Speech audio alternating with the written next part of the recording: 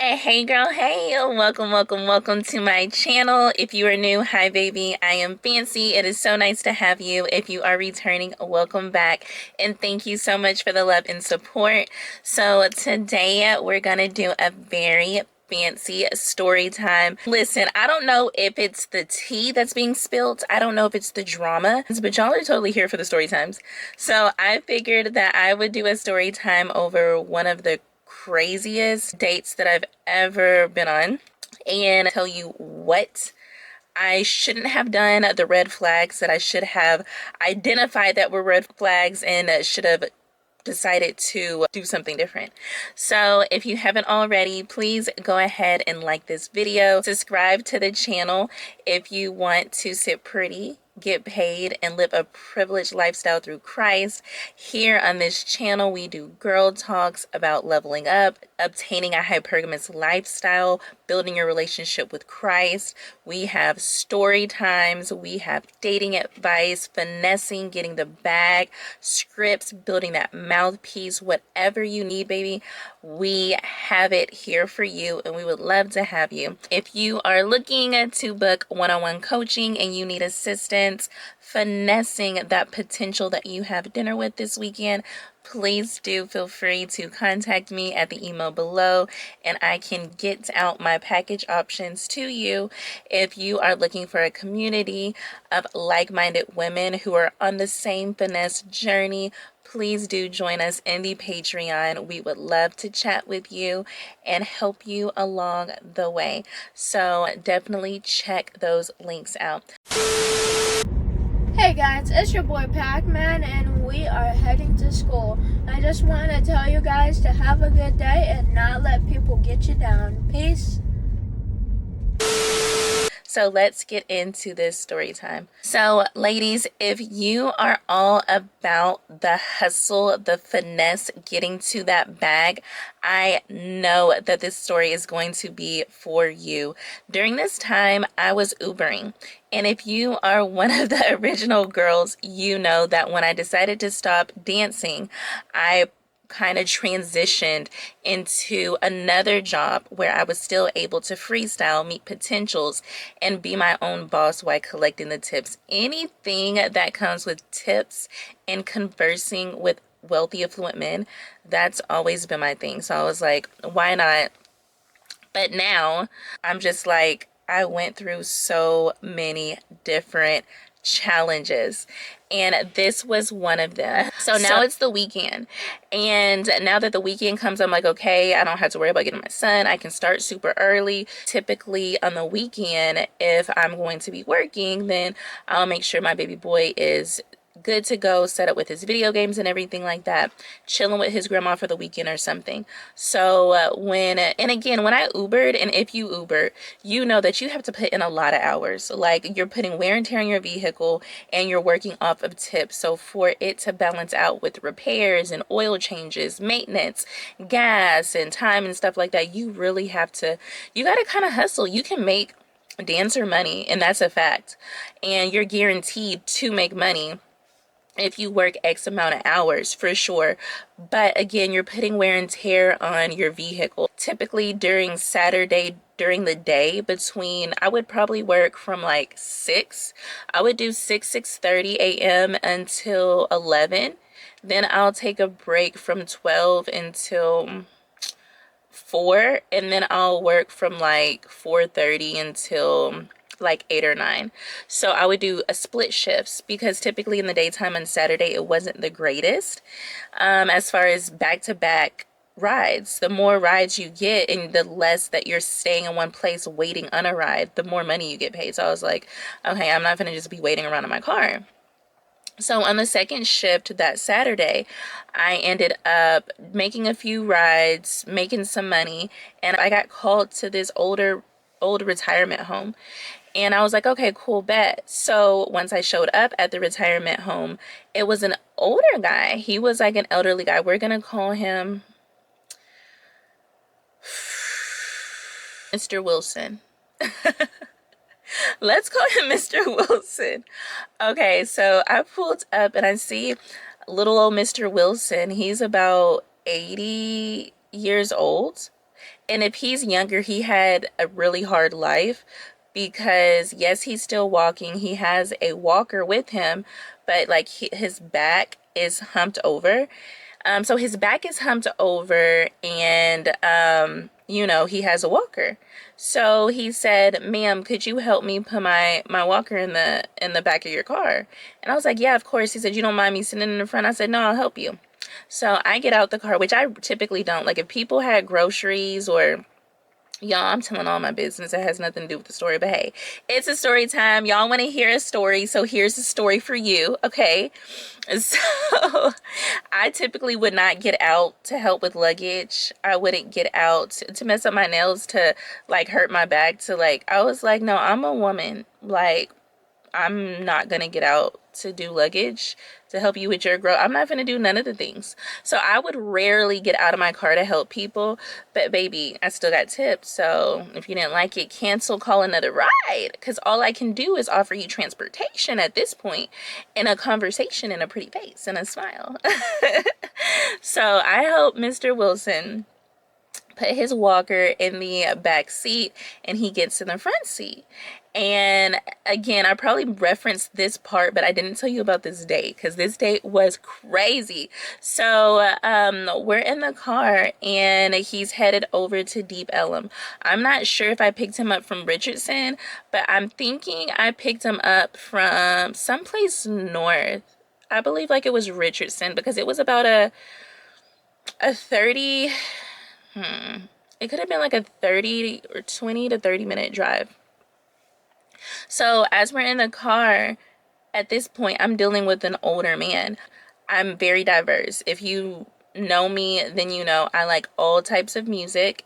And so I just was like, okay, with him being older and he's a white guy, I don't know what Mr. Wilson would like. So I just asked, I was like, hey, did you have anything in particular that you wanted to listen to on the radio? And then he was like, no, I just want to talk to you. I just want to get to know you. And I was just like, okay, cool. He said, you want to know something? And I said, yeah, sure. Like, what's up? What's going on? And he said, do you know how I feel about black women? And I was just like, no, I don't know how you feel about anything, but do you have a preferred way to get to your destination? Because sometimes the GPS can be crazy, and passengers will get upset if we don't take the preferred route. And this is what I'm letting y'all know. I didn't tell him that, but I said, do you have a preferred way to get to your destination? And this was to pivot the conversation to something else. So whatever he's about to say at this point, sir, I don't necessarily care how you feel about black women, but I would hope that you feel like they're amazing drivers and that this black woman's going to get you to your destination. That's what I would hope. And so he was like, oh no, you can just follow the GPS. I don't have any preferences, but I'm going to tell you how I feel about black women. And I was just like, okay. And he said, well, back in the day, I was like, oh, okay, back in your day, He said that he had workers that worked for him and his family, and they were all black. He said that he had people in the yard. He said he had people doing housework. He said they had people in the garages just doing certain things for their family. And then I said, oh, okay. So is this man about to say that, I don't know, he loves black people because he grew up with black people? I don't like, what are you trying to say?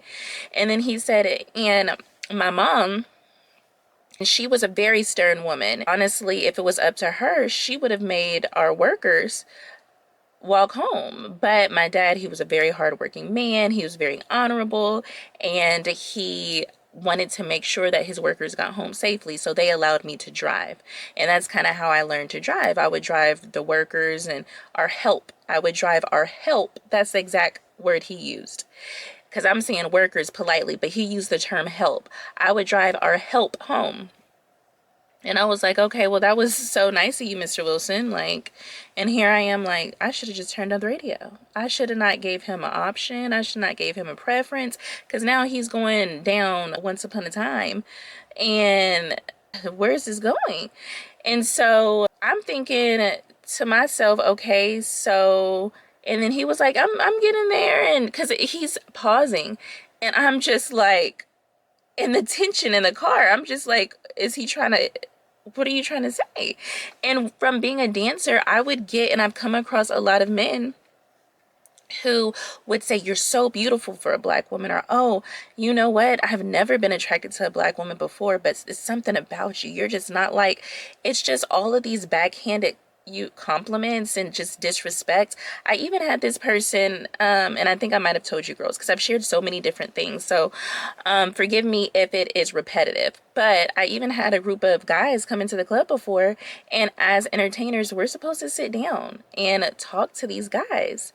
And so I saw the table of guys. It was probably like 10. And I pulled up, I saw an empty chair and I just sat down. I introduced myself to the table and just got to know them and see if I could get a server for them or whatever the case may be. And then one of the guys ended up coming back and said to me, oh, you're in my seat. And I was like, oh, I'm so sorry. I just, kept it warm for you. No problem. I'll get up. And when I got up, he kind of dusted off his seat like I was dirty. And I was like, okay, well, let me go about my business then. Because at this point, everybody else at the table, they have good taste. And obviously you don't. And something is wrong with you, but that's a you problem. So when he sat down, he was like, oh, and you're too good to sit with us.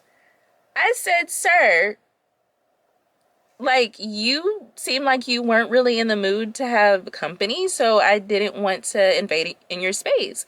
And he said, oh no, you're gonna sit down. So because of situations like that where people try to belittle you or make you feel less than because of whatever, again, during that time, the tone was something about the color of my skin.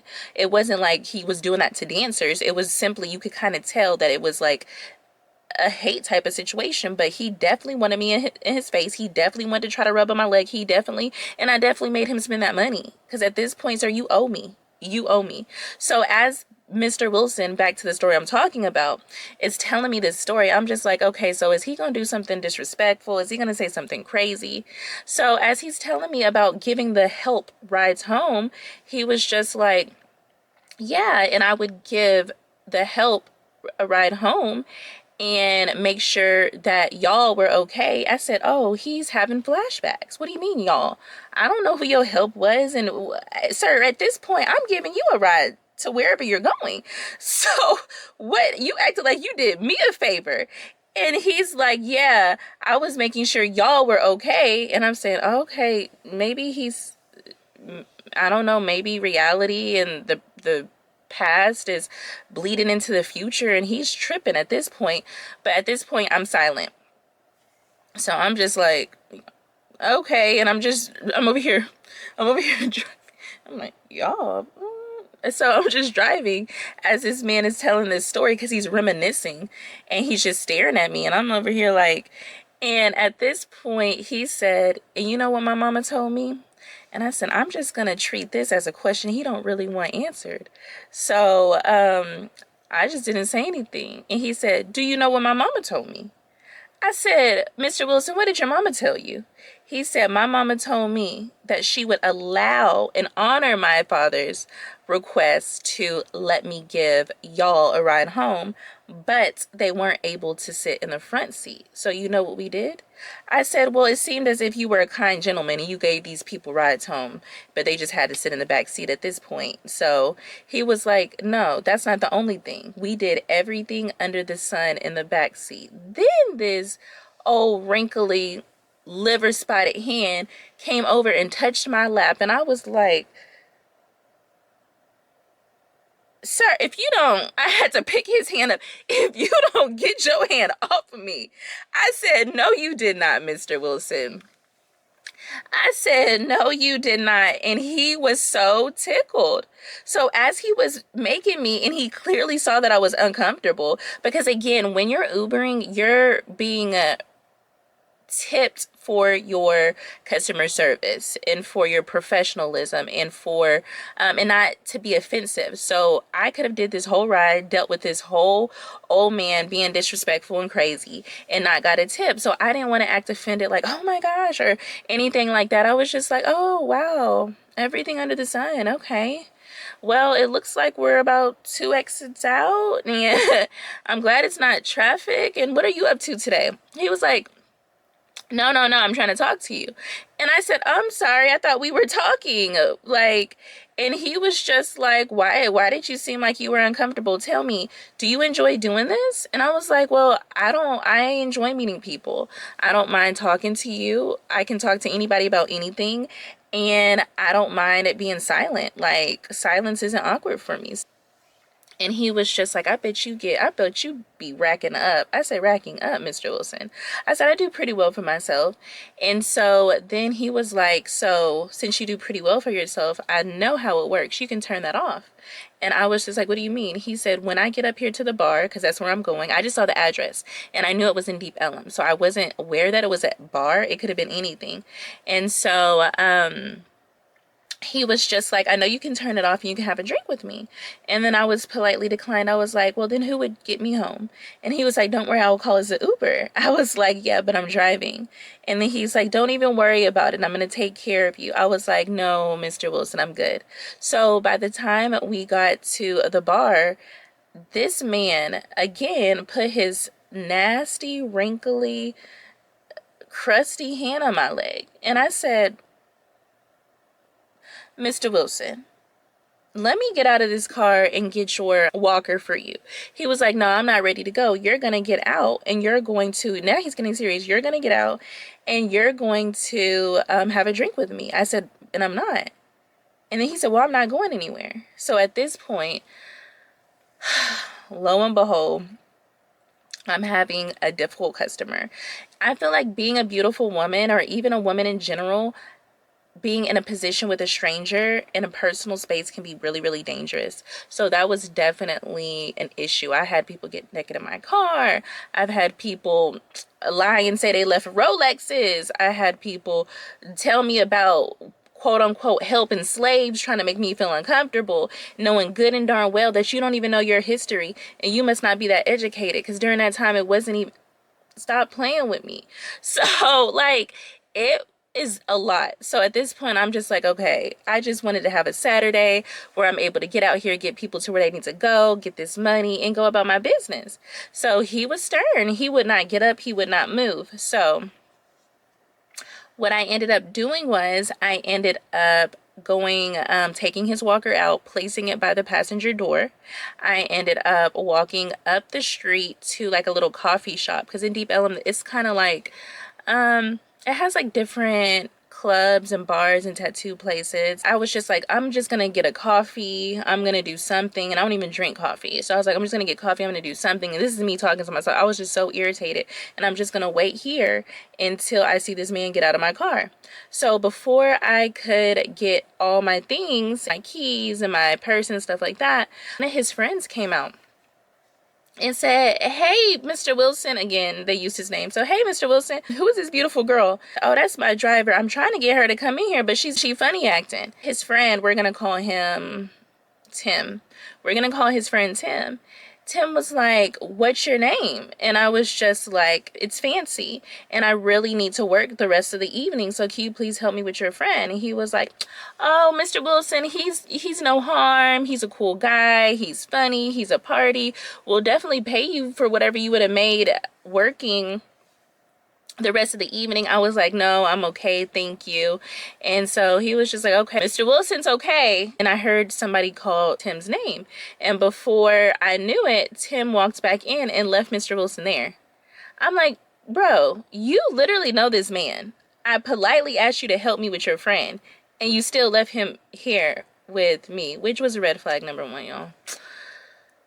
So I ended up going to the little coffee shop, sitting there until I saw Mr. Wilson get tired and get out of my car and then leave. So once he got out of my car and he left, I went back to my car and drove off. So once that happened, later on that night, I ended up getting a notification that Mr. Wilson ended up giving me a big tip on the app. And I was just like, oh, okay, cool. That's what's up. Now, if you are familiar on an Uber app, you have to use like your real government name, obviously. And so I get a request on a social media platform later on that night, either late that night or early Sunday morning, like before 10 or something like that, and it was from Tim. And he was like, "Hey, I'm so sorry about that. I got called over. I should have totally helped you. I feel so bad. Please let me take you out." And I was just like, didn't read it. I mean, I just, kind of marked it as unread and then went about my business. And he says, "Please, Fancy, give me a chance. I want to make it up to you. Whatever you made that day, I will double it. Just go out to dinner with me." And I was just like, okay, cool. Because depending on the day, I would make good money. Like on a Friday, I could make up to $500 and something dollars. And that's on average. So if it's a good day, that's gonna be like averagely what I would make. So up. And then on a Saturday, depending on events and stuff like that, I was like, you know what? And the surcharges and all these other things, I was like, okay, cool. So I told him how much that I would make on that Saturday. I was like, okay, cool. If you can pay me this, then, I guess I can go out to dinner with you. So what ended up happening was the day came where I was supposed to go out to dinner with this guy. And when the day, ugh, yo, I'm sorry, just, oof. Y'all taking me back, because at this point I'm fed up and I'm tired. I don't even want to Uber again. So the day ended up coming when our date was scheduled for. We had reservations at this really nice steakhouse in downtown. So we ended up showing up, and for whatever reason, they had some kind of event and they were a bit behind. They were like, "You had reservations, but we're running a bit behind. Do you think you could go have drinks up the street and you could come back?" And so the guy was just like, "Okay, yeah, that's fine, no problem." So the guy was like, "Hey, I Ubered up here. Can I ride with you as long as I pay you like a Uber?" Mistake number two. Okay, mistake number two was even accepting this date from him. And especially birds of a feather flock together. Mr. Wilson, old dusty self, and you being one of his homies. And this guy was probably in his late 40s. He was like, yeah, he was in. So Mr. Wilson hung out with younger people. And this guy was a white guy also, Tim. So I'm like, at this point, let's just go ahead and do it. He said, "Let's go up the street. I will pull out the money out the ATM. I can go ahead and give it to you." And I was like, okay, cool. And let's go get drinks. And by the time we do that, our table should be ready. And I was just like, okay. So he ended up giving me the money. And we went to go get drinks, and drinks was fine. He just seemed real cool. He seemed real down to earth. I was just like, okay, cool. He's a cool homie. I wouldn't move forward as a potential or anything like that. He's just a bit too much jokey and, stuff like that. He was kind of young minded. And so I was just like, yeah, but again, at this point, he sat here and he paid me. I had an easy $800. Like, when I tell you an easy $800, I was just like, listen, this is for me. This is for me. I did go out and I did freestyle when I Ubered a lot, but the guys that I did take up dates from, they were businessmen. Like, if that guy with the Rolex actually, like, a confident alpha male would have asked me for my number, I probably would have gave it to him. But the way he did it, and then I went on the date with him again, y'all gonna have to go back to see that story time, but it was a mess and I should have known from that. So for me to have accepted this date from this guy and the whole situation was like it was totally out of my character.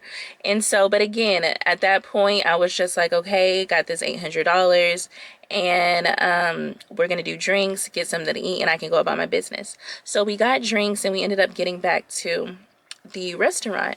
They ended up seating us. They sat us kind of in the middle of the restaurant, and we were in a freestanding table. And so around us we had people in booths and other tables. So as I was looking at the menu and, pretending to give him time, like pretending like I'm looking, because I already knew what I wanted. Typically, girls, that's what you do. You know what type of restaurant you're going to, and make sure that it's up to standard as far as what you require from these guys. They need to be spending money to spend time with you while you're eating, and already know what you're going to get. So I know a lot of times I can be indecisive when it comes to things like that. So I already had what I was going to order. I already knew. And so I just see him looking over at my shoulder, And then I was just like, is everything okay? And he was like, yeah, everything's fine. And then he kind of chuckled and looked down. And I was just like, okay, that's weird. So we ended up placing our order and we started to have a conversation. He said, you want to know something crazy? I was like, what? He said, I can't stand when people let themselves go like that. I said, what do you mean? He said, like, look at that couple behind you. They're sloppy and they're huge. And the way he said it was so disrespectful. It was a restaurant where it's so dark in there, like it's so dark, and the lights on the table, the candles would kind of give off this sexy vibe. So I'm thinking to myself, it's quiet. Typically when one sense is obstructed, all the other senses are heightened. So because it was so dark, everybody was whispering. And in addition to that, it was a really nice restaurant. And when he's saying this, he's saying it in a number one, it's disrespectful. Keep that to yourself. And number two, people can hear us. So I was just like, hey, let's talk about something else. So we're eating, we're talking, and he keeps on leaning over and looking at the couple behind me. He said, just turn around and look. I said, no. I said, you know what? I'm going to leave. I said, like, you're being rude, you're being disrespectful, and you're making me feel uncomfortable. He said, no, I'm sorry. I'm sorry. So he stopped, but before he stopped and he's apologizing, the guy comes over from that table and he says, hey, excuse me, you're ruining our dinner. Can you please not be disrespectful? He said, can you please stop being disrespectful? I looked at the guy and I was so not, it wasn't even an embarrassment. I felt so bad. I was just like, what can I say? Like, this is not my husband. I'm not going to apologize for him. He needs to apologize. And so he was like, oh man, it's no big deal. I'm just joking, da da da da da da. So he kind of had like a frat boy jerk kind of personality to him. So, oh no, I won't, talk. I didn't know y'all could hear us like that. It was just a joke. So now everybody's looking and it seems as if there's a problem. So the server came over and said, listen, we're getting complaints. You've been laughing kind of loud. Can you go ahead and just wrap it up? So they were really polite. They said, go ahead and wrap it up. We're going to bring your tab and stuff like that. So he was like, oh, no problem. We're going somewhere else. We're going to go to Deep Ellum. We're going to go to my bar. And I know the owner there. And now he's starting to be a big jerk. So at this point, I'm just like, okay, you know what? Let's just wrap it up. And I'm waiting for my to-go box.